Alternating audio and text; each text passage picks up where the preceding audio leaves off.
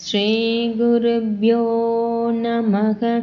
हरिः ओम्। श्री अभिरामी स्तोत्रम्।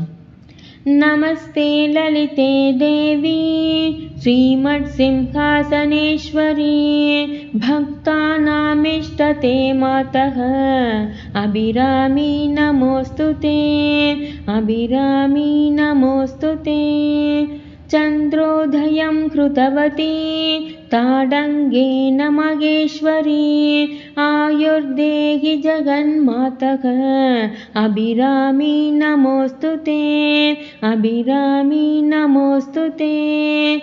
सुधाकडेश श्रीकान्ते शरणागतवत्सले, आरोग्यं देहि मे नित्यम् अभिरामी नमोऽस्तुते, अभिरामी नमोऽस्तुते।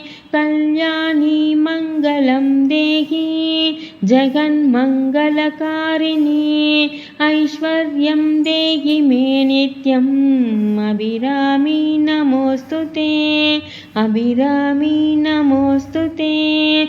चन्द्रमण्डलमध्यस्थे महात्रिपुरसुन्दरी, श्रीचक्रराजनिलये अभिरामी नमोऽस्तुते।